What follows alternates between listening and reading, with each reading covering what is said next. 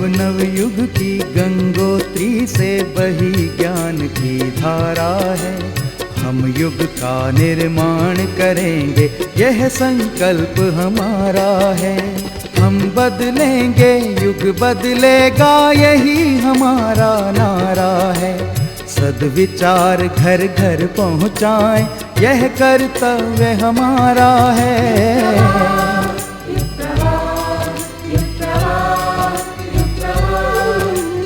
चलो बढ़ें, कुछ अच्छा कर लें, युग ने हमें पुकारा है। धरती स्वर्ग बनाएंगे, ये शुभ संकल्प हमारा है।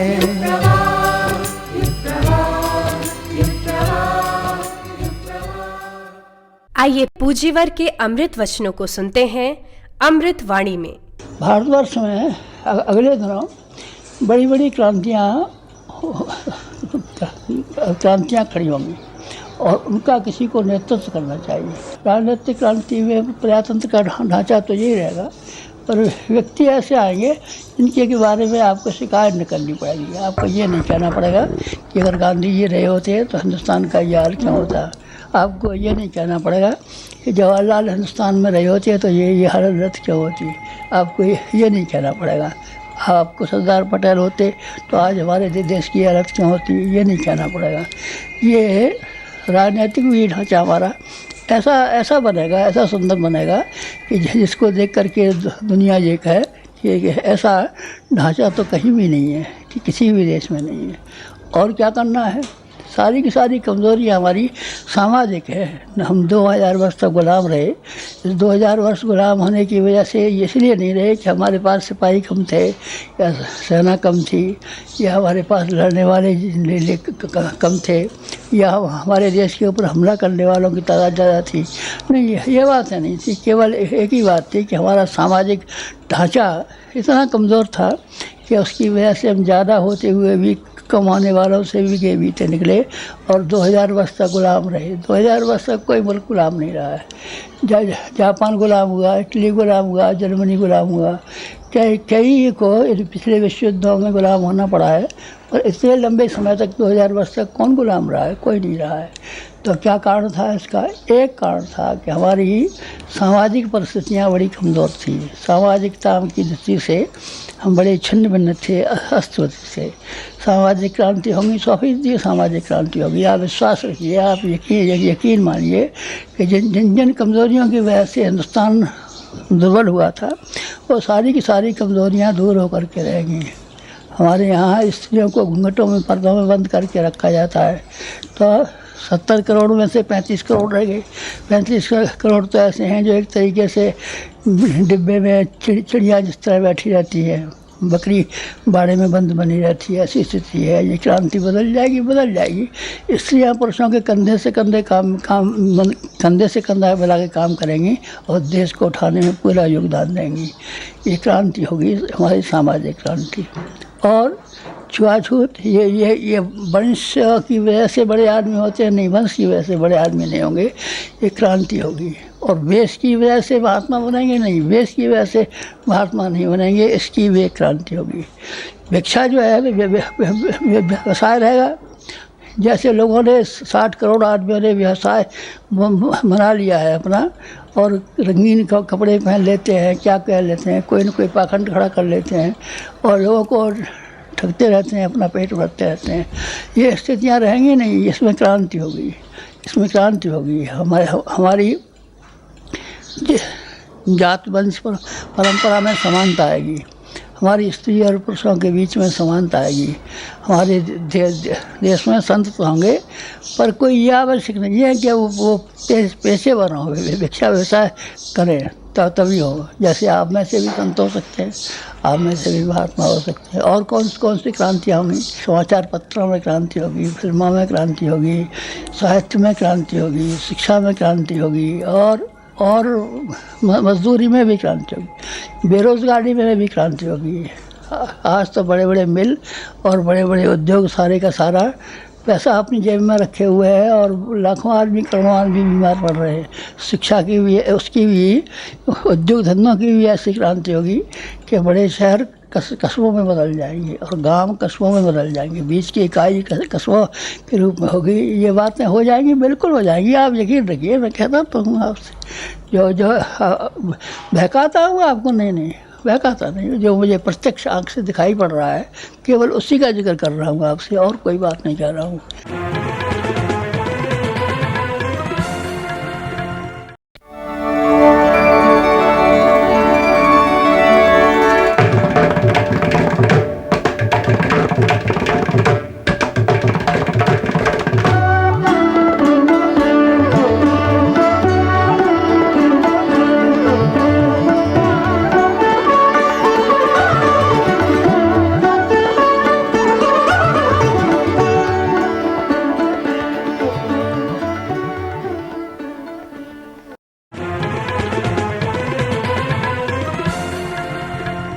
अखिल विश्व गायत्री परिवार की रचनात्मक गतिविधियों के समाचार जागृति के अग्निकण में।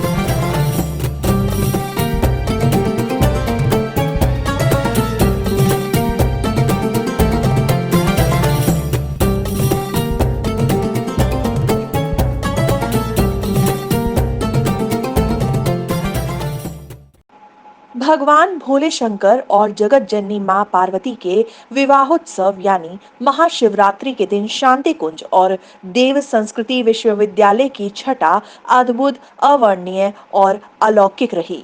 प्रज्ञेश्वर महादेव का पूरा मंदिर रंग बिरंगे फूल, फल और बेलपत्र से सजाया गया था।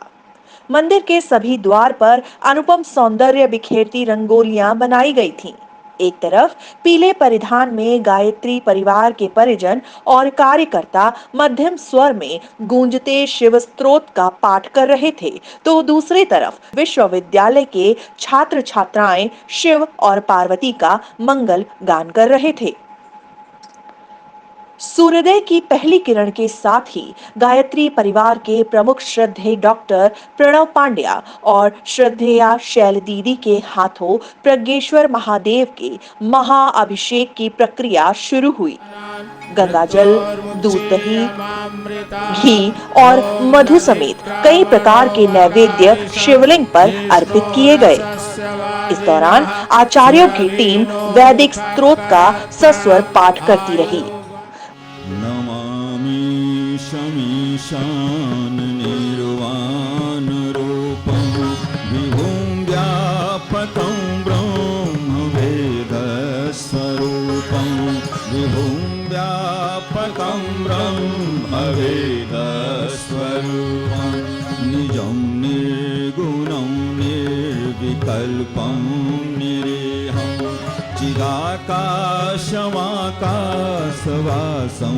भजेऽहं चिदाकाशमाकाशवासं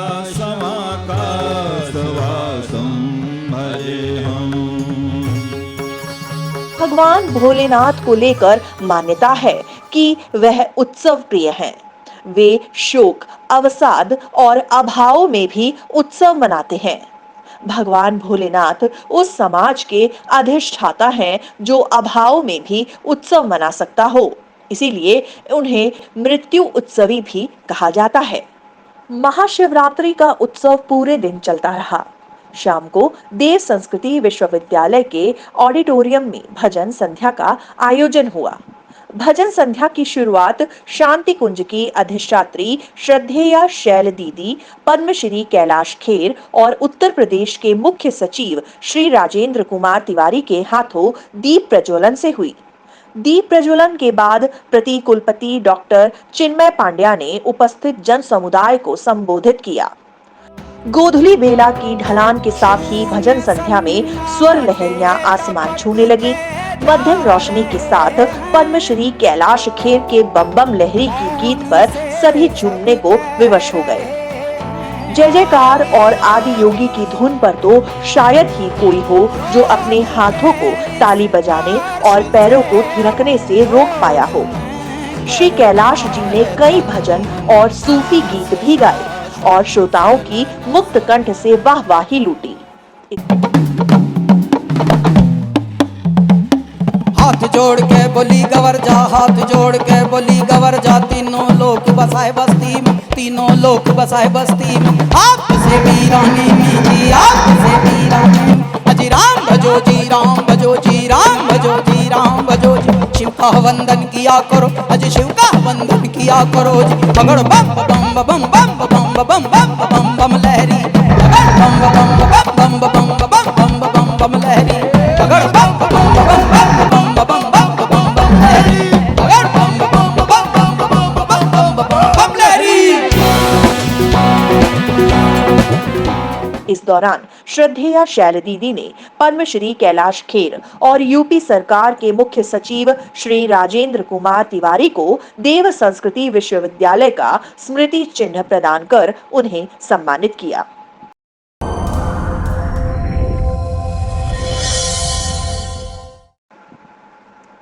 उत्तराखंड के कैबिनेट मंत्री श्री अरविंद पांडे मंत्री पद की शपथ लेने के बाद गायत्री तीर्थ से आशीर्वाद लेने शांति कुंज पहुंचे। अखिल विश्व गायत्री परिवार प्रमुख श्रद्धेय डॉक्टर प्रणव पांड्या जी से भेंट कर भविष्य की योजनाओं पर मार्गदर्शन प्राप्त किया। श्रद्धेय डॉक्टर साहब ने श्री पांडे जी को युग ऋषि पूज्य आचार्य श्री द्वारा रचित साहित्य भेंट कर सम्मानित किया।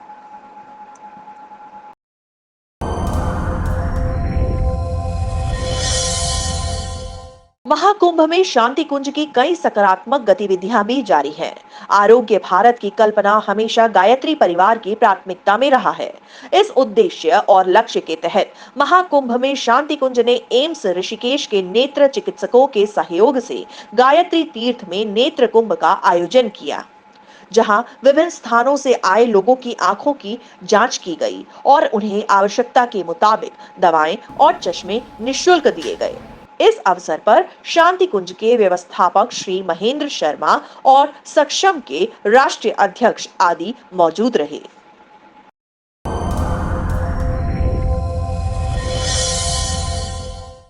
लोकसभा अध्यक्ष श्री ओम बिरला जी अपने परिवार के साथ देव संस्कृति विश्वविद्यालय पहुंचे। देव संस्कृति विश्वविद्यालय के प्रतिकुलपति डॉक्टर चिन्मय पांड्या जी ने उनका स्वागत किया। इसके पश्चात वे परिवार के संग प्रज्ञेश्वर महादेव की पूजा अर्चना के लिए गए। देव संस्कृति विश्वविद्यालय में पूजा अर्चना करने के बाद लोकसभा अध्यक्ष परिवार सहित 21वीं सदी की गंगोत्री शांति कुंज पहुंचे। उन्होंने गायत्री परिवार प्रमुख श्रद्धेय डॉक्टर प्रणव पांड्या जी से भेंट कर मार्गदर्शन पाया। श्रद्धेय डॉक्टर साहब ने लोकसभा अध्यक्ष श्री ओम बिरला एवं उनकी धर्मपत्नी डॉक्टर अमिता बिरला एवं दोनों पुत्रियों को सम्मानित किया। अपनी भाव अभिव्यक्ति व्यक्त करते हुए लोकसभा अध्यक्ष श्री ओम बिरला जी ने कहा कि गायत्री परिवार देश विदेश में प्रशंसनीय कार्य कर रहा है।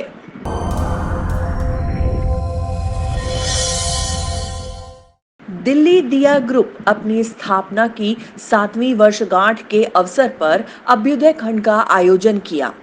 ये आयोजन ऑनलाइन वेबिनार के रूप में संपन्न हुआ, जिसमें मुख्य वक्ता के रूप में युवाओं के आदर्श श्रद्धेय डॉक्टर प्रणव पांड्या जी ने संबोधित किया। 2 तरह की स्ट्रेस होती है, eustress and distress. Eustress is constructive stress, distress is destructive stress. तो हम क्या करें, अपने आप को ऐसा बनाएं जिससे कि हमारे जीवन में कितनी भी प्रतिरोध आए, कितनी भी चट्टानें आए रास्ते में, हम कभी झुकेंगे नहीं, हम कभी परेशान नहीं होंगे। एक और चीज़ हमारे जीवन में आती है, युवावस्था आते आते डिप्रेशन, मानसिक अवसाद। हम चले जाते हैं कूल मूड में, टेंशन ख़त्म होते होते हम डिप्रेशन में चले जाते हैं। और डिप्रेशन जो है ये आदमी का सबसे बड़ा एक मैं कहता हूँ नेगेटिविटी है। नेगेटिविटी इसलिए कि इसी की वजह से आदमी जो है उसकी एफिशिएंसी पूरी काम में नहीं आ पाती। बहुत सारे लोग पढ़ाई करते करते फेल हो जाते हैं कहीं, तो डिप्रेशन में चले जाते हैं। और चिंता, एंग्जाइटी एक बहुत सबके जीवन में इन सब चीज़ों की परेशानी आती रहती हैं। तो इसमें क्या करें, अपने अंदर की जीवनी शक्ति को उभारिए, अपने अंदर के विल पावर को। आप कहीं बाहर नहीं जाने की ज़रूरत है, आपके अंदर ही है वो।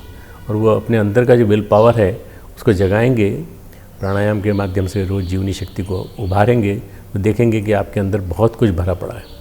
इसको यदि हम उपयोग कर सके, इसको नियमित रूप से उसको सृजनात्मक प्रयोजनों में लगा रखे, लगा सके तो बहुत बढ़िया होगा। वेबिनार में जाने माने अभिनेता श्री सोनू सूद दुबई से जुड़े। उन्होंने युवाओं को संबोधित करते हुए कहा कि श्रेष्ठ संकल्प के साथ आगे बढ़ते रहना चाहिए। पैसे से मदद करनी होती तो दुनिया के जितने पैसे वाले हैं सब मदद ही कर रहे होते। पैसे से मदद नहीं होती, जज्बे से होती है, जुनून से होती है। आप एक कदम बनाइए, आपके पास 1 रुपया भी नहीं चाहिए पॉकेट में मदद करने के लिए, सिर्फ जुनून चाहिए। आप देखेंगे जिस दिन जुनून होगा आपके पीछे वो कारवां होगा कि दुनिया की सारी ताकत, दुनिया का सारा पैसा आपके पास लगेगा और अपने आप भगवान आपको रास्ता दिखाएगा। आप कोशिश करके देखिए और आप मेरी बात को याद रखेंगे कि आप खुद एक ऐसा लीडर बनेंगे अपने विसिनिटी में जिसके पीछे और हजारों लोग जुड़ जाएंगे। तो आई थिंक सोच आज की है और कदम आज उठाना है।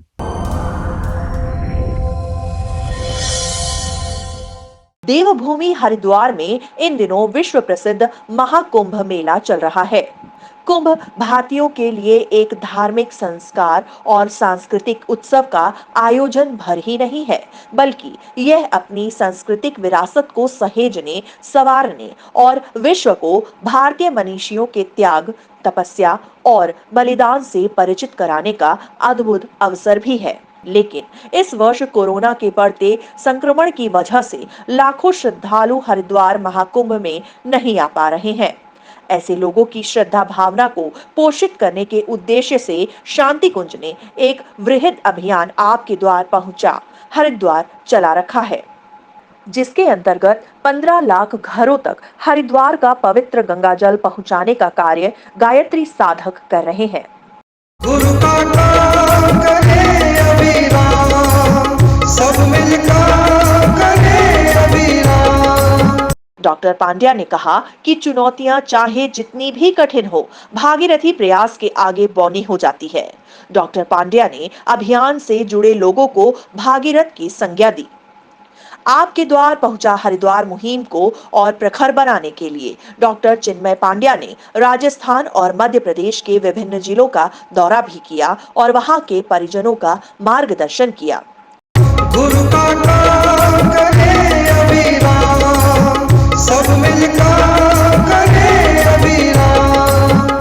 इस अभियान के अंतर्गत शांति कुंज की टोली ने भारतीय जनता पार्टी के राष्ट्रीय अध्यक्ष श्री जेपी नड्डा जी के घर में भी गंगा जल एवं देव स्थापना कराई। इस अवसर पर उनकी धर्मपत्नी डॉक्टर मल्लिका नड्डा ने विधिवत पूजन किया। राम काज की बिना मोहि कहा है वेशा, गुरु का काम करे अभिराम, सब मिलकर करे अभिराम।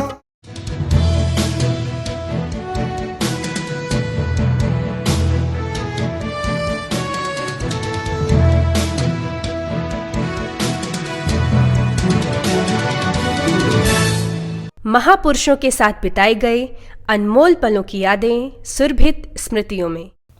गुरु जी से जब हम 11 जून 1978 को यहाँ गायत्री तीर्थ संत कुंज हरिद्वार में प्रथम बार मिले तो हमको गुरु पाने की तो बड़ी ललक थी और भीतर से पता नहीं कैसे उद्गार ये हमारे भीतर से निकला कि हमारा मार्गदर्शन और हमारे कई जन्मों की लगता है कि यही हमारे मार्गदर्शक रहे हैं।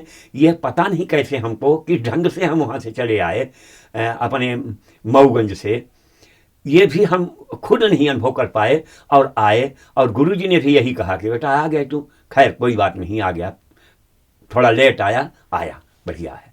और ऐसा लगा कि जैसे गुरुजी से हमारा कितने जन्मों का ये पूर्व संयोग रहा कि जो गुरुजी ने हमको अपना लिए और लगा लिए। ये अब उसको हम मुंह से हमसे कोई पूछे तो हम उस बात को कह नहीं सकते हैं कि कैसे ये हो गया, लेकिन हमने संपूर्ण आत्मसमर्पण उसी दिन 11 जून 1978 को ही हमने गुरुदेव को कर दिया। उनके चरण पकड़ते ही हमने अपने आप को, कोई हमने दीक्षा नहीं ली, उनका कोई कर्मकांडी कार्यक्रम भी हमारा नहीं हुआ, बस यही मिलन हमारा, उनका हमारा आत्मसमर्पण, उनका हमारे ऊपर कृपा। और भाई साहब गुरुदेव की भरपूर गुरु जी का भरपूर आशीर्वाद हमको मिला है, मिल रहा है और रोज मिल रहा है। 3 पुस्तकें अखंड ज्योति निर्माण प्रज्ञा अभियान तो अभी पढ़ते रहें, लेकिन मैं क्या हूँ, गुरु गीता, महाशक्ति की लोक यात्रा, इन तीनों को कोई भी अगर निरंतर चिंतन मनन निधिध्यासन इस पर करता रहे, पाठ करता रहे, तो निश्चित रूप से उसकी जीवात्मा शुद्ध बुद्ध मुक्त हो जाती है। आयाम आत्मा ब्रह्म की अनुभूति परम पूज्य गुरुदेव की कृपा से मिलती है उसको। ये हम अनुभूति के साथ कह रहे हैं, जो सोहम शिवम हम सच्चिदानंदो हम, आयाम आत्मा ब्रह्म की अनुभूति उस साधक को निश्चित होगी, यह सुनिश्चित है। 3 पुस्तक गुरु गीता के 112 नंबर के श्लोक में आया है, वंदे हम सच्चिदानंदम भेदातीतम सदा गुरुम नित्यम पुण्यम निराकारम निर्गुणम स्वायात्म संस्थितम। वही भवानी शंकर वंदे श्रद्धा विश्वास रूपिणों याभ्याम बिना न पश्यंत सिद्धा स्वायंतः स्थित ईश्वरौ, स्वायंतः स्थित ईश्वरौ न पश्यंत सिद्धा।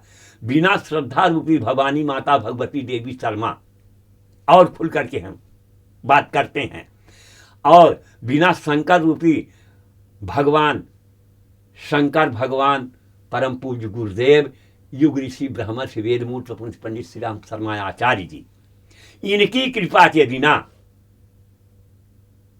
अपने ही भीतर विराजमान परमात्मा को हम या कोई भी व्यक्ति नहीं देख सकता।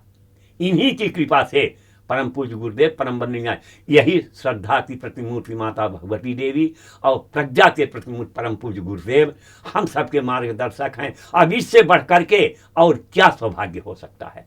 भगवान श्री कृष्ण ने गीता में 15वें अध्याय के 10वें 11वें श्लोक में कहा है कि शुद्ध अंतःकरण वाले लोग ही अपने भीतर, शुद्ध अंतःकरण वाले लोग अपने भीतर और सभी के भीतर उपस्थित परमात्मा तत्व की उपस्थिति का अनुभव कर पाते हैं।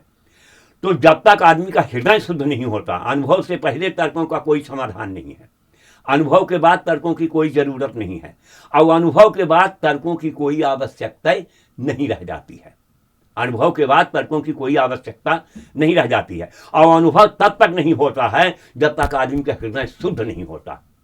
निर्मल मन जन सो मोहि पावा, मोहि कपट छल छिद्र न भावा न पावा। कबीरा मन निर्मल भयो जैसे गंगा नीर, पीछे पीछे हर फिरे कहत कबीर कबीर। निर्मलता हृदय सबसे बड़ा है साधना के विषय में, निर्मल हृदय होना, पवित्र हृदय, पवित्र शुद्ध हृदय अंतःकरण हो जाए तो सकल भुवन में देखूं प्रभुसन कौन किससे करऊं दुराव, किसन करऊं दुराव। तो ये आज अपना जो शांति कुंज है, ये है, इसकी प्रशंसा है, और इसके विषय में हम इसलिए नहीं कह रहे कि हम गुरु जी के समर्पित हो गए, गुरु जी हमारे भगवान है, इसलिए कि इतना बड़ा शुद्धिकरण और इतना बड़ा आज तक भगवान आए तो सबकी अपनी अपनी वो रही, लेकिन इस बार का तो निष्कलंक प्रज्ञावतार महाकाल है परम पूज्य गुरुदेव, स्वयं परिवर्तन का चक्र लेकर के आए ही हैं। अब गुरु जी का काम, गुरु जी का संदेश है, गुरु जी की अखंड ज्योति का वितरण करना, 400 पत्रिकाओं का बांटना, अखंड ज्योति निर्माण प्रज्ञा अभियान का, ये भी हम काम करते रहते हैं, और बरोबर साइकिल से चलते हैं, कम से कम 15 किलोमीटर। वैसे शारीरिक दृष्टि से 80 वर्ष की अवस्था हमारी हो गई है, तो अभी भी हम 15 किलोमीटर साइकिल से रोज जाते हैं। हमको खूब उसमें प्रवाह बनता है, हमको खूब ऊर्जा भी मिलती है, गुरु जी की शक्ति भी मिलती है।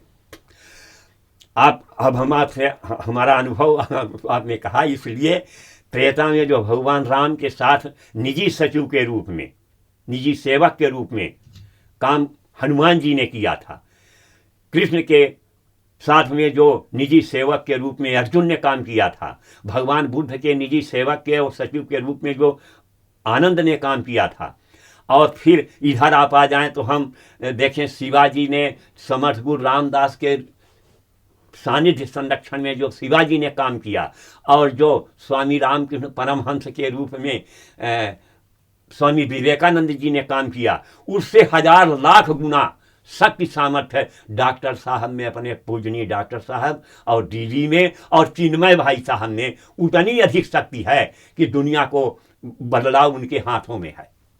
तो ये मिशन जो है दैवी मिशन है, भगवान का मिशन है, और जो इसमें जुड़ गया वो सबसे बड़ा सौभाग्यशाली है, और जो जुड़ेगा वो भी सौभाग्यशाली रहेगा। बस ये हम अपनी अनुभव की बात जो कर रहे हैं, बस हम सबको गुरु जी माता जी के बाद दीदी और डॉक्टर साहब में और चिन्मय में हम सबका संपूर्ण आत्मसमर्पण रहा है। बस यही हम गुरुजी माता जी से प्रार्थना करते हैं। 3 प्रार्थना हमारी विशेष है, आपने कह दिया। गुरुजी से हर समय जब चलते हैं प्रणाम करते हैं, रहते हैं बिना प्रणाम के हर समय। परम पूज्य गुरुदेव, हे परम वंदनीय माता जी, आप मुझे पवित्र बना दीजिए, मुझे भक्ति ज्ञान वैराग्य दीजिए, और प्राण भले ही चला जाए परंतु हमारा शिष्टत्व किसी भी प्रकार से कलंकित न होने पावे। कोई ये ना कहे कि ये गायत्री परिवार के हैं, गुरुजी के हैं, लाल पीला कपड़ा पहने हैं और ये इस प्रकार से हैं। बस इतने हम वरदान गुरुजी से माता जी मांगते हैं।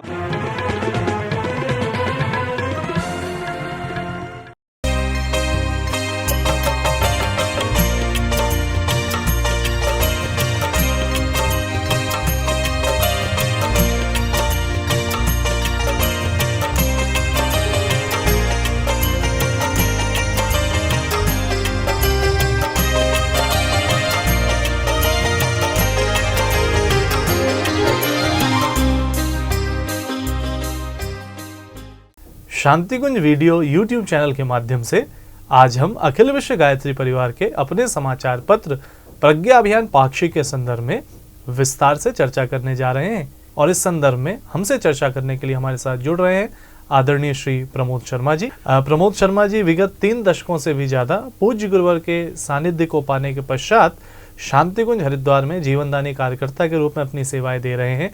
वह लगातार प्रज्ञा अभियान पाक्षिक के समाचार को संकलन करने एवं इसके संपादन के क्रम से जुड़े हुए हैं। आपका स्वागत है। प्रणाम। दर्शकों की जानकारी के लिए मैं चाहूँगा कि आप हमें ये बताएं कि प्रज्ञा अभियान पाक्षिक की शुरुआत कब हुई? प्रज्ञा अभियान 1987 में 1 जुलाई से आरंभ हुआ। 33 वर्षों से सेवा कर रहा है और 34वें वर्ष में अपने चल रहा है। निश्चित रूप से लीक से हट के कुछ खबरें इसमें हम देखते हैं, पढ़ते हैं। किन उद्देश्यों को लेकर के ये प्रारंभ की गई पत्रिका?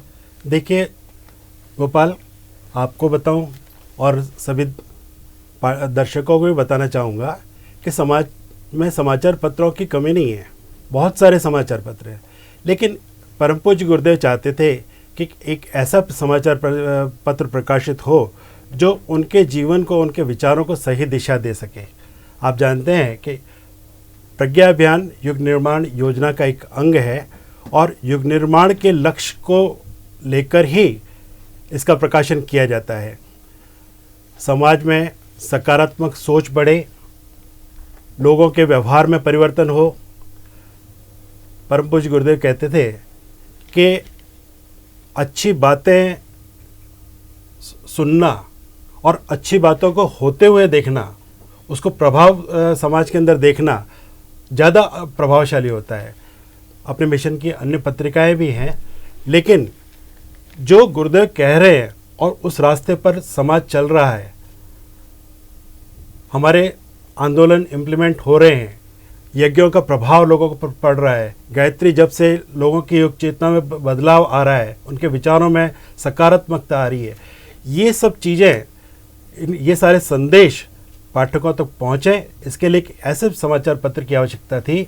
परम पूज्य गुरुदेव चाहते थे कि ऐसे समाचार पत्र, आरंभ में तो प्रज्ञा अभियान उन्होंने शुरू किया, लेकिन ऐसे समाचार पत्र हर जिले में, हर प्रांत में अपने अपनी तरह से निकलने चाहिए। तो समाचार पत्र वास्तव में उसकी दिशा धारक क्या हो, ये परम पूज्य गुरुदेव का लक्ष्य था कि समाज को बताया जाए कि समाचार पत्र हो तो इस तरह से हो जो लोगों के जनजीवन को सकारात्मक रूप में प्रभावित कर सके। अब बात आती है कि आपने चूंकि यहाँ पर एक बड़ा आदर्श भी प्रस्तुत किया प्रज्ञा अभियान पाक्षिक के रूप में कि समाचार पत्र कुछ ऐसे भी हों। इस चिंतन को लेते हुए कुछ निर्धारित लक्ष्य हैं क्या हमारे, कि हम किस दिशा में बढ़ रहे हैं, या हम क्या सोचते हैं कि आने वाले समय में समाचार पत्रों को हम कैसे और प्रेरणा देंगे इस माध्यम से? गोपाल, हमारे वास्तव में अपनी संस्कृति में आध्यात्मिक जीवन शैली प्रमुख रही है। आध्यात्मिक जीवन शैली से जो व्यक्ति का विकास होता है, या समाज का विकास होता है, या राष्ट्र का विकास होता है, उसमें सुसंस्कारिता का समावेश होता है, अनुशासन होता है, और एक सही दिशा के अंदर सबके विकास के लिए, सबके उत्थान के लिए एक प्रगतिशील सोच होती है। लेकिन आजकल हम देखते हैं कि भौतिकवादी सोच ने समाज को बहुत प्रभावित किया है। तो हम अपने समाज और संस्कृति की सनातन परंपराओं के अनुकूल किस तरह से समाज को ढाल सकते हैं, ये हमारे प्रज्ञा अभियान के प्रकाशन का मूल उद्देश्य रहा है। तो दर्शकों, आपकी जानकारी के लिए हम जानना चाहेंगे हम जानना चाहेंगे कि ये प्रज्ञा अभियान पाक्षिक जो हैं, इसके कौन कौन से डिफरेंट सेक्शंस हैं या स्तंभ हैं जिसका लाभ दर्शक ले सकते हैं। हमारे वो दर्शक जो पूर्व से इस पत्रिका को पढ़ते हैं या जो नए दर्शक हैं जो निश्चित रूप से इससे जुड़ेंगे, तो हम बात कर रहे हैं प्रज्ञा अभियान के डिफरेंट सेक्शंस की। जी देखिए गोपाल, इसमें मिशन के हर स्वरूप को दर्शकों तक पहुंचाने का प्रयास किया गया है। जैसे प्रथम पृष्ठ परम पूज्य गुरुदेव के चिंतन से लोगों को जोड़ने के लिए जी का प्रयास करता है। मतलब पहला जो पेज है वो कहीं ना कहीं मूल चिंतन देता है, गुरुदेव का चिंतन, जी पूज्य गुरुदेव का चिंतन देता है या अन्य महापुरुषों का चिंतन देता है, समग्र चिंतन जो होता है। विनोबा भावे इनके समय समय पर इनके विचार प्रकाशित होते रहते हैं। जी जी। अब होली आ रही है तो किस तरह से पर्व मनाया जाए, क्या हमें सावधानियां रखनी चाहिए, कि उसका स्वरूप क्या होना चाहिए, पारंपरिक रूप से सनातन संस्कृति में होली का स्वरूप क्या था, आज कैसे विकृत हो गया है, ये सारी चीजें सामयिक संपादकीय आलेख होता है। जी जी। इसके अलावा फिर हमारे गायत्री परिवार में जो रचनात्मक गतिविधियां चल रही हैं, जी जी जी, उनकी जानकारी इसमें होती है। कई जगह पर हजारों की संख्या में रक्तदान शिविर लगाए जाते हैं जी, करोड़ों के वृक्षारोपण होते हैं। अच्छा, यहाँ पे बड़ा अच्छा भी दिख रहा है कि वो अंक जो है उसमें आपके द्वार पहुंचा हरिद्वार महाअभियान की चर्चा है। और यहाँ पर वही जो आप बता रहे हैं कि सप्त क्रांतियों से जुड़ा मैं देख रहा हूँ कि रक्तदान महायज्ञ की बात है, तो निश्चित रूप से बड़ा ही रचनात्मक और सकारात्मक संदेश देता हुआ पृष्ठ है ये। तो यानी हमारा पहला पेज हो गया चिंतन का, दूसरा पृष्ठ हो गया समसामयिक संपादकीय का, और तीसरे पेज से जो रचनात्मक खबरें हैं वो शुरू हो जाती हैं। जी, क्योंकि देखने के बाद ही दूसरों को प्रेरणा मिलती है कि हम क्या कर सकते हैं, गायत्री परिवार कितना बड़ा काम कर रहा है। एक तरह से देखिए कि गायत्री परिवार के विराट रूप के दर्शन प्रज्ञा अभियान का निश्चित रूप से सेक्शंस को जानने के बाद हम इस पे भी अलग से चर्चा जरूर करना चाहेंगे कि कैसे ये एक बहुत बड़ा संवाहक है। ऐसे आगे बढ़ते हैं तो अगले पन्नों पे भी मेरे ख्याल से वही देश विदेश की खबरें मुझे नजर आ रही हैं और बड़ी वैरायटी की खबरें हैं। कहीं कैसे नक्सल प्रभावित क्षेत्रों में जनसभा का आयोजन हुआ, कहीं पे वांग्मय की स्थापना हुई, कहीं कार्यकर्ता गोष्ठी की बात है, फिर कहीं कैसे अमृत कुंभ 4000 घरों तक पहुंचेगा इसकी बात है। कुछ यहाँ पर विशिष्ट प्रसंग और अनुभूतियां भी मेरे को देखने को दिख रही हैं। लोगों की जो अनुभूतियां होती हैं वो प्रकाशित होती है, कैसे गुरुदेव की कृपा, अनुदान और गायत्री जब तप साधना से उनका जीवन बदल रहा है, वो सारे दृष्टांत इसके अंदर आप पढ़ सकते हैं। फिर यहाँ पर वही दिख रहा है कि रचनात्मक अभियानों के साथ कैसे यज्ञ है, दीप यज्ञ है, और विविध रूपों में साधनात्मक अभियानों की जानकारी शक्तिपीठों के संदर्भ में जो नई योजनाएं बन रही हैं। और यहाँ पर मैं देख रहा हूँ, इस सेक्शन के बारे में कुछ बताएंगे, आओ जाने विश्वविद्यालय। देखिए, हमारा देव संस्कृति विश्वविद्यालय मानवता को गढ़ने का एक टकसाल है जी, जिसके अंदर केवल शिक्षा ही नहीं दी जाती, संस्कार भी दिए जाते हैं। और संस्कार, शिक्षा और संस्कार का ऐसा अद्भुत सम्मेलन है इसके अंदर कि जो व्यक्ति को आजीविकोपार्जन के साथ साथ उसको एक प्रतिष्ठा दिलाता है, एक महानता दिलाता है। जी, जी, जी। तो इसके अंदर क्या क्या संभावना है, एक ये आओ जाने अपना विश्वविद्यालय, इस कॉलम के माध्यम से लोगों को परिचय कराने का प्रयास किया जा रहा है कि आप इससे जुड़िए। आप केवल विद्यार्थी ही नहीं जुड़ सकते, समाज का हर वर्ग इससे जुड़ सकता है। जी जी, अपना योगदान दे सकता है, युवा क्रांति में योगदान दे सकता है, कार्यक्रमों में योगदान दे सकता है, समाज के नवनिर्माण में योगदान दे सकता है। ये सारी विशेषताएं हमारे देव संस्कृति विश्वविद्यालय उपलब्ध कराता है। इस पूरी चर्चा के दौरान जब मैं इस प्रज्ञा अभियान पाक्षिक को देख रहा हूँ दर्शकों, तो इसके एक एक कोने में, एक एक जगह पर सकारात्मक खबरें और इतनी प्रेरणादायी रचनात्मक गतिविधियां हैं। हम इतनी अच्छी खबरें भी दे रहे हैं, लोगों को ये मानसिक रूप से बहुत सकारात्मक ऊर्जा देगी, कोई एडवर्टीजमेंट में भी नहीं है। इसके पीछे का क्या ऐसा विजन है और कैसे इसको हम ऐसा चलाते हैं? देखिए गोपाल, जो एडवर्टीजमेंट के साथ में समाचार पत्र छपते हैं, उनका उद्देश्य क्या होता है? उनका उद्देश्य अपना अर्थोपार्जन होता है। लेकिन जैसे मैंने बताया कि प्रज्ञा अभियान केवल समाचार पत्र नहीं है, एक मिशन है, और इस मिशन का उद्देश्य है हर व्यक्ति तक पहुंचना। निश्चित रूप से जैसे हमारा शांति कुंज है, विश्वविद्यालय है, सब श्रद्धालुओं के अनुदान से ही पोषित होते हैं।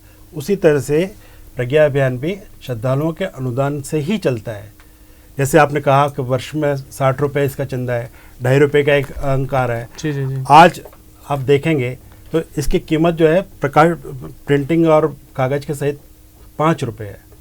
पोस्टेज अलग, इसके सारी चीज़ें, तो ये सब्सक्राइब्ड है, लोगों का ही अनुदान से ये चला हुआ है। और लक्ष्य एक ही है कि हर व्यक्ति तक सृजनात्मकता, सकारात्मकता पहुँचे, उन्हें जीवन का एक उद्देश्य मिले, सृजनात्मक संगठन मिलकर समाज में कुछ अच्छा कर सकें, आगे बढ़ सकें, ऐसा प्रज्ञा अभियान का प्रयास है। तो ये आर्थिक लाभ के लिए नहीं है, विशुद्ध रूप से पारमार्थिक है और समाज के नवनिर्माण के लिए समर्पित है। एक इस विषय पे मैं ध्यान आपका चाहूँगा कि और दर्शकों का भी ध्यान चाहूँगा और आपसे जानना चाहूँगा कि आइडियाज़ को प्रोवाइड करने का भी एक शानदार प्लेटफॉर्म है प्रज्ञा अभियान पाक्षिक। बिल्कुल। इस बारे में आप कुछ अनुभव बताएं, या कुछ अनुभव ऐसे याद आते हो जो लोग आपसे मिले हों कभी? देखिए, अनुभव जैसे अभी एक सज्जन हैं जो 27,500 प्रज्ञा अभियान अपनी तरफ से सब्सक्राइब करते हैं, अपनी तरफ से मंगाते हैं जी। देवव्रत साहा प्रयागराज के।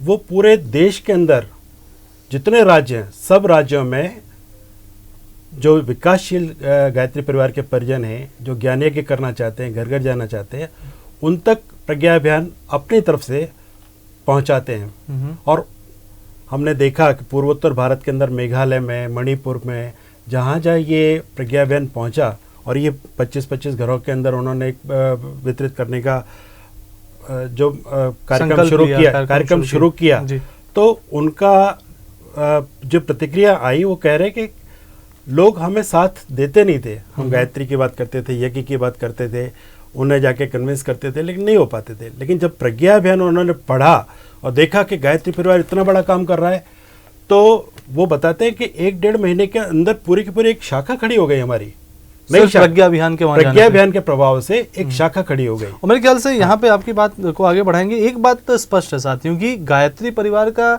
जो वैश्विक परिदृश्य है, मेरे ख्याल से इन खबरों के माध्यम से भी जब कोई देखेगा कि यहाँ पर देश की खबरें हैं, विदेश की खबरें हैं, बच्चे कुछ काम कर रहे हैं, युवा कुछ काम कर रहे हैं, हमारे बड़े कुछ काम कर रहे हैं, प्रोफेशनल कॉरपोरेट्स के बीच में काम हो रहा है, स्कूल के बीच में काम हो रहा है, गाँव में, शहरों में काम हो रहा है, तो ये जो विविधता को इन 8 पन्नों में समेटा गया है, वो निश्चित रूप से एक बहुत बड़ा एक, जैसे कहते हैं ना कि विश्व रूप दर्शन है हमारे अखिल विश्व गायत्री परिवार का।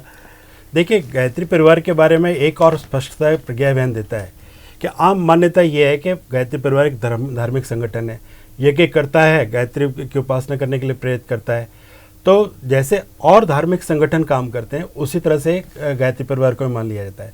लेकिन जब प्रज्ञा अभियान लोगों के पास पहुंचता है, घर घर पहुंचता है, और वो देखते हैं कि गायत्री परिवार इतना बड़ा रचनात्मक कार्यक्रम कर रहा है जी।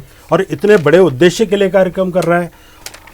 आप देखते हैं कि अभी शांतिकुंज के स्वर्ण जयंती वर्ष के अंतर्गत और जो कुंभ का जो संयोग बना, इसके माध्यम से गायत्री परिवार ने 11 लाख घरों के अंदर शांतिकुंज की देवस्थापना और कुंभ का गंगा जल दोनों की स्थापना कराई।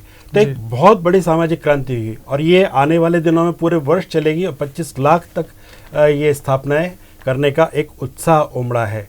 तो मैं कहना यही चाहता था कि जैसे लोगों को पता चलता है कि गायत्री परिवार इतना बड़ा रचनात्मक और सृजनात्मक काम कर रहा है, तो निश्चित रूप से एक सकारात्मक विचार उनके अंदर परिवर्तन आता है कि गायत्री परिवार केवल धार्मिक संगठन नहीं है, बल्कि ऐसा सामाजिक संगठन है जो जल संरक्षण के लिए काम करता है, वृक्षारोपण के लिए काम करता है, बाल संस्कारशाला चलाता है, इतना बड़ा देव संस्कृति विश्वविद्यालय समाज को एक नई पौध देने के लिए चलाता है। तो इस तरह के जो रचनात्मक काम हम करते हैं, उसके प्रति समाज का ध्यान आकर्षित करता है। अब यहाँ पर एक जिज्ञासा मेरे मन में ये आती है कि चूंकि इतने सारे रचनात्मक कार्यक्रम इसमें दिखते हैं और इतना कुछ कंटेंट इसमें है, उम्र वर्ग के हिसाब से क्या हम ये कहें कि क्या इसमें सभी उम्र वर्ग के लिए कुछ ना कुछ है? बिल्कुल। आप जानते हैं कि गायत्री परिवार का युवा संगठन तो काम कर रहा है, लेकिन आप 80-80 वर्ष के हमारे कार्यकर्ता साइकिल पर चलकर, एक नदबई का उदाहरण छपा है, कुम्हेर, भरतपुर जिले में, राजस्थान के भरतपुर जिले में कुम्हेर नाम की एक तहसील है, वहाँ 84 वर्ष के एक बुजुर्ग हैं, श्याम सुंदर शर्मा जी। वो 84 वर्ष की उम्र के अंदर साइकिल से यात्रा करते हुए आपने आसपास के 7-8 जिलों के अंदर न केवल घर घर यज्ञ करा रहे हैं, लोगों का जीवन बदल रहे हैं, मृतक भोज और नशा के विरुद्ध अभियान चला रहे हैं। तो ये तो हर वर्ग का व्यक्ति है, उसके अंदर का उत्साह युवा है। और चूंकि जैसा आपने बताया कि वृद्ध भी बहुत उत्साहपूर्वक कार्य कर रहे हैं, तो ये अपने आप में सच में बड़ा ही अद्भुत ऊर्जावान पत्र है। और मेरे ख्याल से जो आजकल आप देखते हैं कि सोशल मीडिया, इलेक्ट्रॉनिक मीडिया पे विशेष रूप से कभी कभी कुछ दिखने को मिलता है कि खबर अच्छी है, तो वो खबर अच्छी है सुनते ही अच्छा फीलिंग आता है। गुड न्यूज़ का एक सेक्शन, गुड न्यूज़ है कि मतलब कुछ अच्छा है, मतलब सेक्शन अलग से उनको चलाना पड़ता है। और मेरे ख्याल से वो क्या है कि वो जो सेक्शन अलग से 5-10 मिनट के लिए चलता है, आप ये सोचिए 100% ये गुड न्यूज़ है, खबर अच्छी है। और आपको समाज का दर्पण अगर पत्रिका है और पत्रकारिता है, तो एक दर्पण ऐसा भी है जो कि सकारात्मक चीज़ों को ला करके कार्य कर रहा है। निश्चित रूप से पत्रकारिता जो लोकतंत्र का चौथा स्तंभ है, वो अपनी जिम्मेदारी पूर्वक अपना कार्य कर रही है और उसके बीच में समाज का एक दर्शन यह भी कराती है प्रज्ञा अभियान पाक्षिक। अब यहाँ पर एक जो जिज्ञासा है मेरे मन में, वो ये है कि खबरों का असर बड़ा गहरा होता है और मनोवैज्ञानिकों ने भी इस पर अध्ययन किया है कि बहुत ही गहरे तरीके से खबरें हमें प्रभावित करती हैं। तो जब इसके कंटेंट को हम लिखते हैं या हम न्यूज़ को तैयार करते हैं, तो हम इस दृष्टि से किन किन चीज़ों का ख्याल रखते हैं? जैसे आपने कहा कि ये पत्रकारिता समाज का दर्पण है। गोपाल, दर्पण तब होता है जब पेशा होता है। जब पत्रकार का पेशा अपने पेशे से लिखता है तो सब वो वही दिखाता है जो समाज के अंदर हो रहा है। लेकिन ये जो है, ये हमारी पत्रकारिता यानी गुरुदेव की पत्रकारिता, परम पूज्य गुरुदेव की सकारात्मक पत्रकारिता जिसको ये धर्म है। ओके। और धर्म वही दिखाएगा, वही ले जाएगा अपने पाठक को अपने जहां उसको ले जाना चाहिए। और ये जिम्मेदारी पूर्वक समाज को सही दिशा में की ओर अग्रसर करने के लिए किया जा रहा है, चलाया जा रहा है, एक अभियान है। मैं यहाँ पे धर्म की आपसे एक बड़ी विशिष्ट व्याख्या चाहूँगा, क्योंकि लोग कहीं कंफ्यूज न कर जाएं। जब हम धर्म कह रहे हैं इसको, तो यहाँ धर्म से हमारा तात्पर्य क्या है? शिक्षक अपना धर्म निभाता है तो उसके अंदर कसक होती है कि मेरा विद्यार्थी पिछड़ क्यों रहा है जी।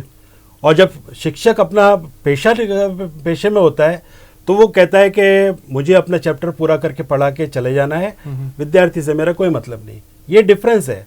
हम समाज के प्रति जिम्मेदार हैं, युग परिवर्तन क्या हमारा संकल्प है, समाज की दिशाधारा को हमारा बदलना है, ये हमारा धर्म है। धर्म का अर्थ पूजा पाठ नहीं है। धर्म का अर्थ परम पूज्य गुरुदेव ने समाज को बदलने का जो संकल्प लिया है उसको पूरा करना और लोगों को सकारात्मक दिशा देना। प्रज्ञा अभियान समाज को उसी दिशा में ले जाने के लिए प्रयास कर रहा है। मेरे ख्याल से ये एक अच्छा प्रयास है। और अब हम चर्चा के अंत की ओर बढ़ रहे हैं साथियों, और यहाँ पर अब कुछ चीज़ें जानना बड़ी ज़रूरी है, क्योंकि आपने बड़ी विशेषताएं बताई हैं, तो इसी से उत्तर तो कई दर्शकों को मिल गए होंगे।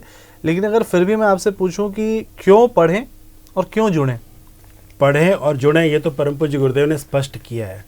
पढ़ें तो अपना जीवन बदलने के लिए पढ़ें, अपने समाज को बदलने के लिए पढ़ें, अपने परिवार में, आपके परिवार में अगर कोई अशांति है तो पूज्य गुरुदेव के चिंतन से जुड़ें। कैसे लोगों का जीवन बदल रहा है ये जानना है तो इसको पढ़ें। आप पढ़ते पढ़ते आपका जीवन स्वयं बदल जाएगा।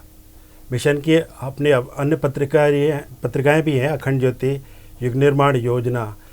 अखंड ज्योति मिशन का दर्शन है, युग निर्माण योजना उसका व्यावहारिक क्रियान्वयन है। लेकिन प्रज्ञा अभियान आपको बताता है कि कैसे समाज बदल रहा है, और इस बदलाव को देखते देखते आपका स्वयं का जीवन बदलने लगेगा। इसलिए आप इसको जरूर पढ़ें। तो मेरे ख्याल से वो लाइक माइंडेड लोग खबरों को यहाँ पढ़ते हैं और फिर आपस में जुड़ते हैं और कार्य करते हैं। गोपाल, बहुत से युवाओं का और बहुत से लोगों का ये मानसिक रूप से ही ये होता है कि हम नकारात्मकता के गलत चीज़ों की तरफ नहीं जाएंगे, लेकिन उनको सही चीज़ नहीं मिल पाती, सही दिशा नहीं मिल पाती, सही जगह नहीं मिल पाती, तो वो उनका जीवन कुंठित रहता है। जब उनको पता चलता है कि ये पवित्र आंदोलन है, एक पवित्र लक्ष्य की तरफ चल रहा है और इसके साथ जोड़ते हैं, तो उनके जीवन में एक गति आ जाती, प्रवाह आ जाता है। बिल्कुल।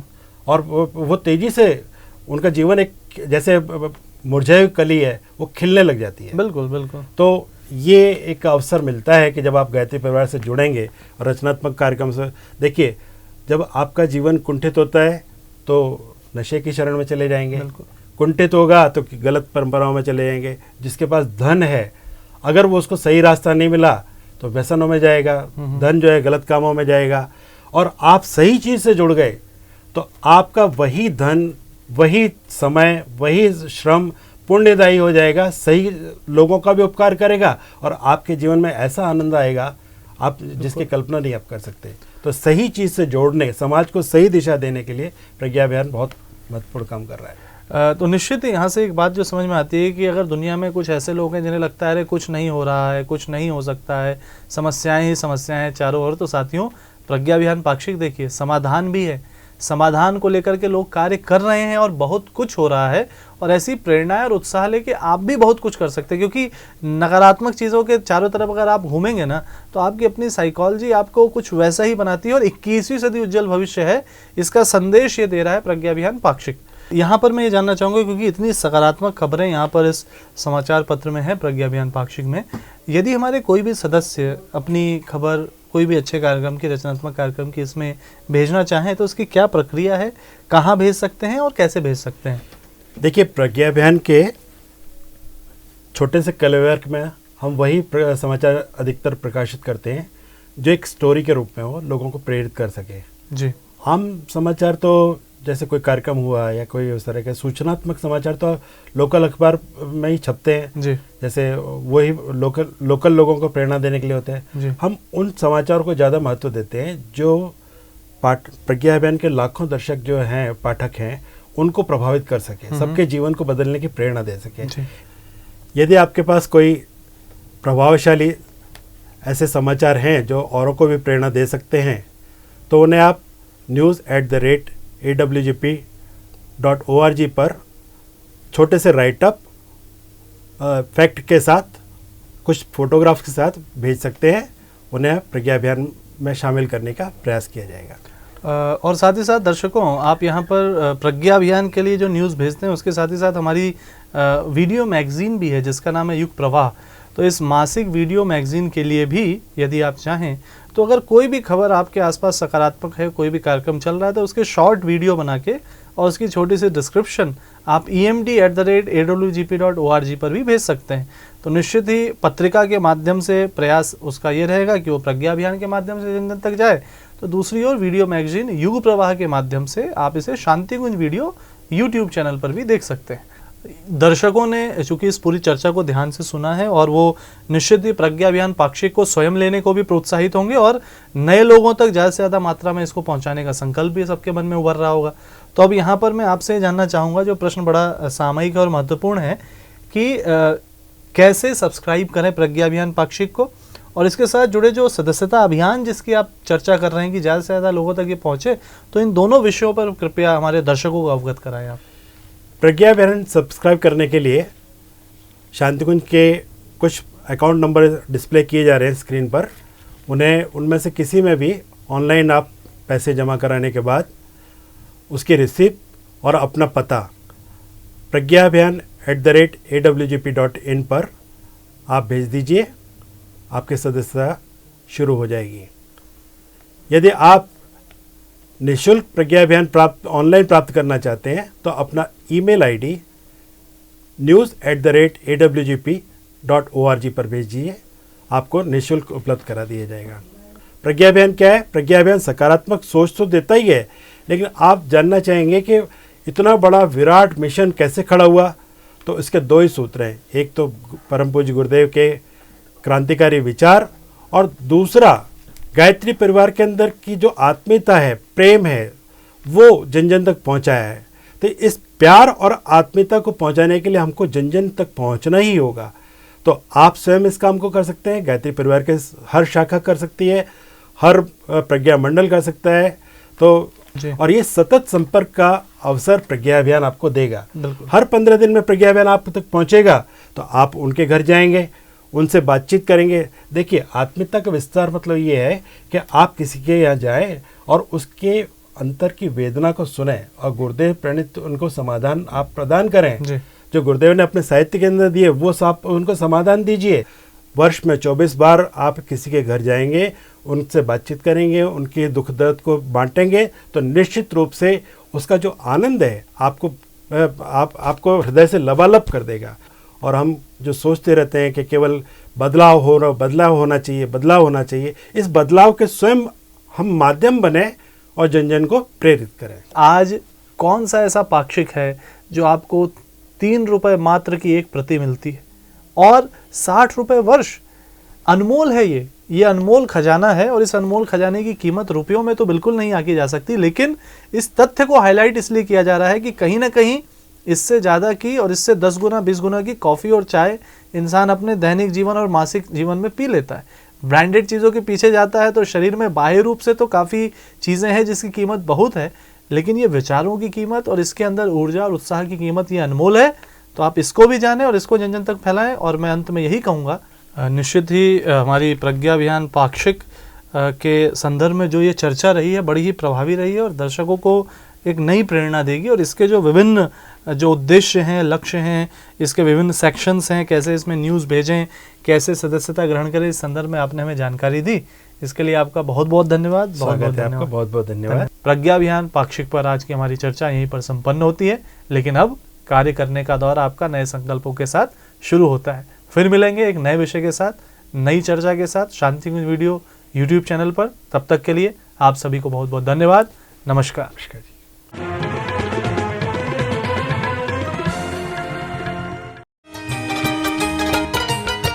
संस्कारों की परंपरा से भारत रहा महान, भारत रहा महान। संस्कारों की गरिमा से, संस्कारों की गरिमा से भारत रत्नों की खान। मेरा भारत रहा महान, मेरा भारत रहा महान।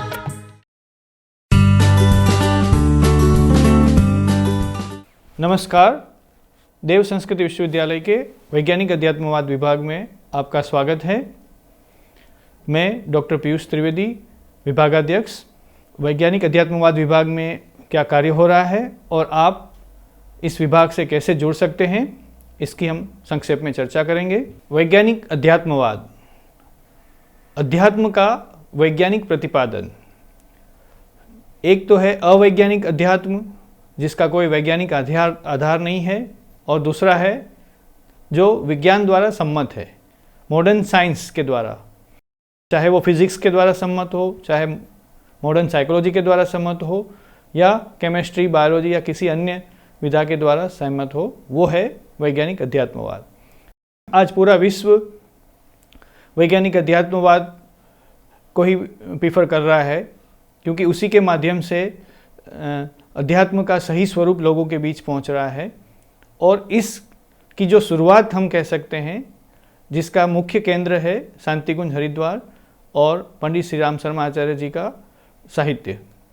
सर्वप्रथम पब्लिकेशंस, आध्यात्मिक मनोविज्ञान, वैज्ञानिक अध्यात्मवाद के आधारभूत तत्व और विभिन्न प्रकार के सेमिनार्स की प्रोसीडिंग्स वैज्ञानिक अध्यात्मवाद विभाग के द्वारा प्रकाशित की गई है। कोर्सेस जिसमें विद्यार्थी जुड़ सकते हैं, इवनिंग कोर्सेज चलते हैं, जिसमें काउंसलिंग को इंडियन कंटेक्स्ट में हमारे आध्यात्मिक चिकित्सा पद्धतियों को लेते हुए इवनिंग कोर्स का डिज़ाइन किया गया है।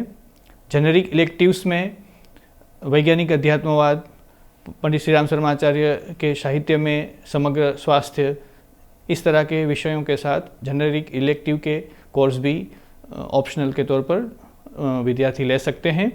MOUs जो हुए हैं, जिसमें ट्रेनिंग हम देते हैं अलग अलग कॉरपोरेट सेक्टर्स में, अलग अलग स्कूल्स में, उसमें भी किस प्रकार से अपने अध्यात्म का क्या वैज्ञानिक स्वरूप है उसको बताने के लिए विभिन्न प्रकार की हम स्पिरिचुअल प्रैक्टिसेस क्यों करते हैं, उस विषय में ट्रेनिंग दी जाती है।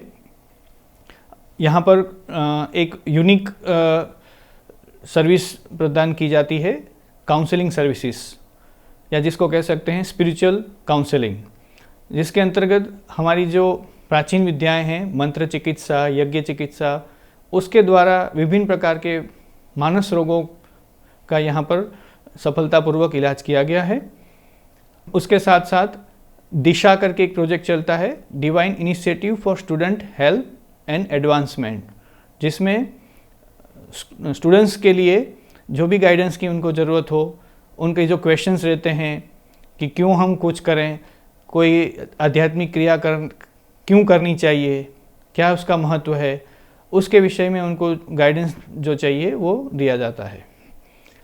अब मुख्य रूप से कौन जुड़ सकता है इस डिपार्टमेंट के साथ? तो विद्यार्थी तो बेशक जुड़ ही सकते हैं। विद्यार्थी विभिन्न प्रकार के कोर्स के माध्यम से जुड़ सकते हैं। यहाँ पर फुल टाइम कोर्स का भी प्लानिंग चल रहा है।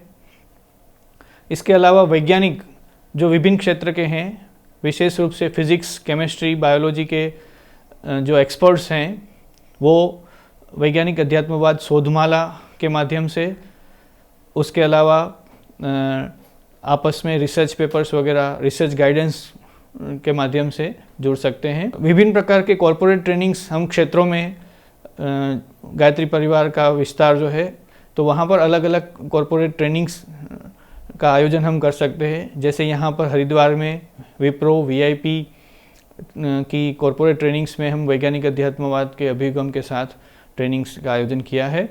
इसके अलावा Raiwala military station, police headquarters, वहाँ पर भी ट्रेनिंग का आयोजन किया गया है। तो इस तरह से ट्रेनिंग्स के माध्यम से हम जुड़ सकते हैं।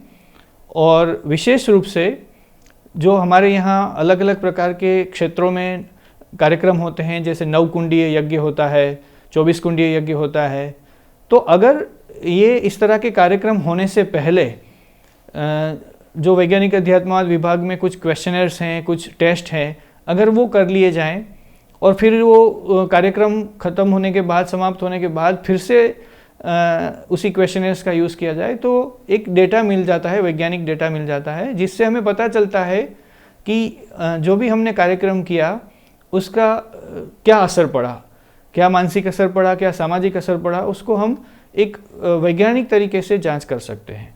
तो इसके लिए भी आप जुड़ सकते हैं। यहाँ से क्वेश्चनर्स वगैरह भी मंगवा सकते हैं और मदद भी ले सकते हैं विभाग की। इसके अलावा जो भी जिज्ञासु व्यक्ति है, जिनको कुछ जानना है कि हम ये क्यों कर रहे हैं, इसके पीछे का क्या वैज्ञानिक आधार है, तो वो कभी भी संपर्क कर सकते हैं। वेबिनार्स हम लोग आयोजित कर सकते हैं, सेमिनार्स वगैरह अलग अलग विषयों पर आयोजित कर सकते हैं।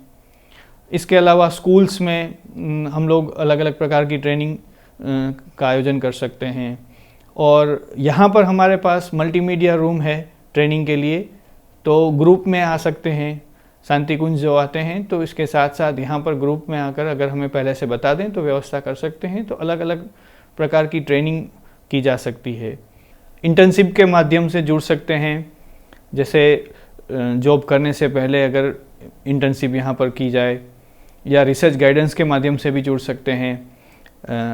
जिनको भी गाइडेंस की ज़रूरत हो, वैज्ञानिक अध्यात्मवाद के क्षेत्र में कोई अगर रिसर्च करना चाहता है तो रिसर्च गाइडेंस भी यहाँ से प्रोवाइड किया जा सकता है। और जो भी जिज्ञासु हैं, जिनको कोई भी वैज्ञानिक अध्यात्मवाद से संबंधित जिज्ञासा है, तो वो भी संपर्क कर सकते हैं। उसके लिए ईमेल आईडी है scientific.spirituality@dsvv.ac.in। मोबाइल नंबर है +91 9258 360 939। धन्यवाद। हमारे YouTube चैनल शांति कुंज वीडियो गायत्री परिवार को सब्सक्राइब करें एवं बेल आइकन जरूर दबाएं ताकि गायत्री परिवार की विभिन्न गतिविधियों की जानकारी आपको मिलती रहे।